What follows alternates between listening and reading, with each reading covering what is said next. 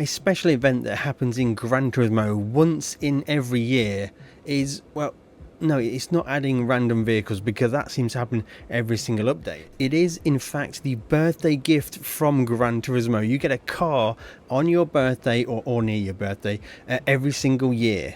Now my birthday is actually in a couple of days, so this is an early gift which, unlike PD normally delivering us a track which never seems to come, I'm going to receive my birthday gift live right now, and the goal is to make some money with this car. Now I have no idea at all what car is going to be gifted to me. It could be any one of the over 500 cars in Gran Turismo 7. It could be a 20 million credits legendary car.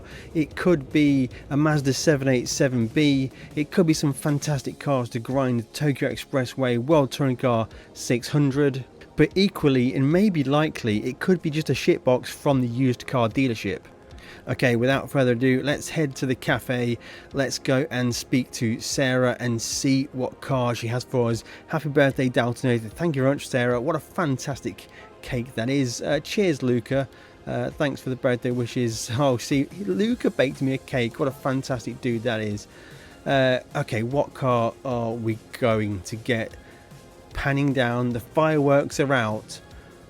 What car is it? What can we do with the car? It is a VGT car. It's the Alpine VGT.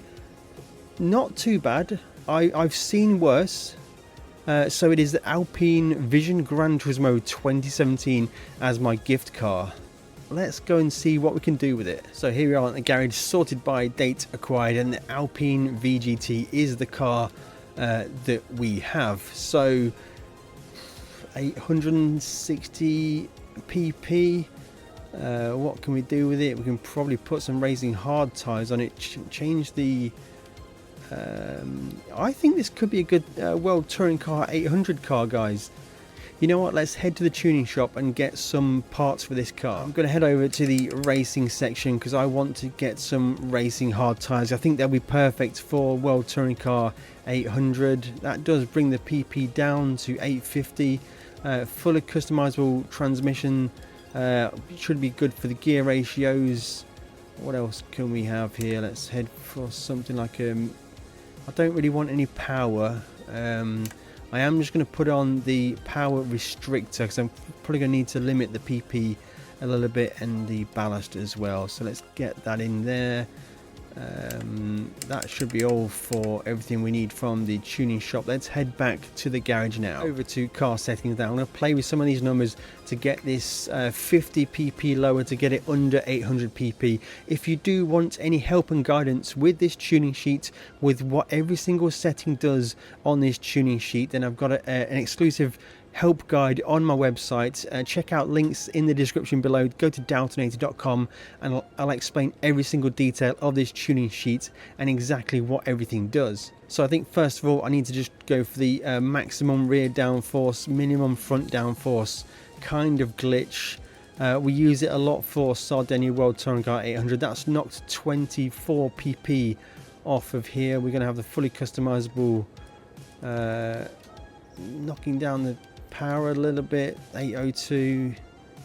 Oh, it seems to have gone a bit strange with the way here. So you can go one lower and it goes down to 796. So yeah, that's a bit odd. Let's just bump that up a little bit. We don't want to lose too much power. 500 horsepower. That seems to be a glitchy limit there. You know what, that would be good enough. 506 horsepower. It's a quick and dirty tune, guys, but we're going to just reduce a bit of rear toe in, get rid of the front. I'm going to leave the front toe out actually. I'm just going to reduce the camber because I think camber often makes it too sketchy. I'll leave the rear differential as it is. So we're under 800 pp. Let's go and see if we can get this race done. So I will be playing on hard difficulty. I always play these races on hard difficulty, and we'll see what we can do. This should be okay, guys. I think this could be a solid money maker. So I will be switching to fuel map because I want to just check to see if we're good with fuel. We might do. I'll let it play out a little bit longer to see. On the brakes, not bad on the brakes actually. Carrying a bit too much speed through there. So the general feel already is that the car is capable. So I think we should be able to do this, guys. Fuel is a concern. We'll keep an eye on that. I need to get 8 laps really. In fact, it should be super easy because I can get easily the 5-5-5 strategy. Ideally, I want to go for the one-stop strategy, getting to 8 laps on 1 tank of fuel, which will give me a significant advantage in this race. So I think that it's possible now, guys. It just comes down to what kind of race time can I end up getting, and we're probably a little bit over geared because we reduced the power, but it does allow us to short shift into higher gear ratios, save a bit of fuel. Solid grip, I've got to say, guys.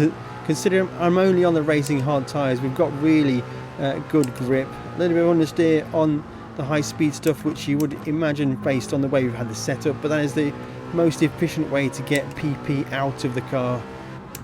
Oh, send from that Mazda. A little bit of a traffic jam. And corner exit, looking for where we're going to pass these guys. It will definitely jam up onto the straight. We're going to back out, let them stall, and then go to the inside and send it down the inside on all these guys here. Yeah, so we should be good on fuel. A bit of contact there. So yeah, 8 laps on a tank of fuel is no problem at all. Oh, massive tripped over the AI there. That was a bit unfortunate. But this car is more than capable of destroying this race. I think already we've proven it can do 8 laps on fuel, solid lap times as well. So this is just going to dominate Sardinia World Touring Car 800. Now I've got to say, this car has exceeded expectations, dropping to the 1:34 second lap times, and you can brake incredibly late, carry a lot of speed through the corners, and it's incredibly easy to drive. It just doesn't really spin up on corner exit either. Just great delivery of power. First gear can be a little bit wild, but I'm thoroughly impressed with this car.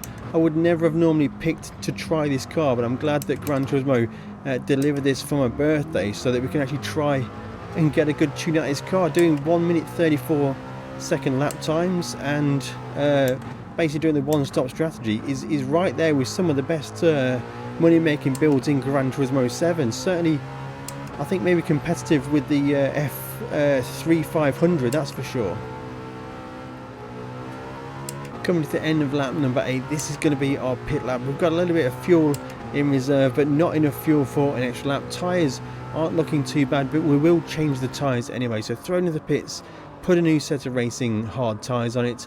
I am going to fill slightly just past the diamond, just to make sure I'm safe for fuel. Guys, if you are enjoying this video so far, then make sure you smash that like button. Look at this fantastic car. I would never have thought to try this car. It looks pretty cool. In fact, on pit exit, I'm going to drive this car. Look at me, it's putting fuel in where the passenger side of the car is. That's actually really quite cool. I'm going to drive the last half of this race from cockpit view. When we get out of the pits, I'm going to keep to the, look at this futuristic, basically in a futuristic bathtub, doing 300 kilometers an hour. So I'm going to finish out this race and then we'll see where we get to.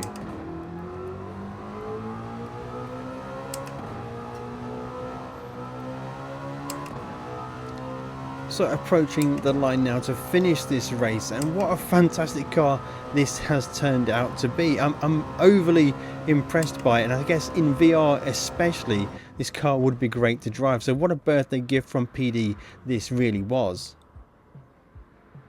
So the race time is going to be 24 minutes and 38 seconds.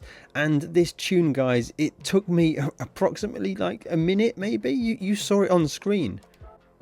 And of course, we're going to get the clean race bonus to get us 727,500 credits in just over 24.5 minutes. So here is the tune that I came up with on screen right now. Feel free to copy it. Here are the numbers on the left hand side and the right hand side as well. But honestly, guys, if you want to learn how to tune any car in Gran Turismo to probably make it into a money making machine or just make it better to drive, then click on the video that's on screen right now. That will tell you about what every single setting in the tuning sheet does.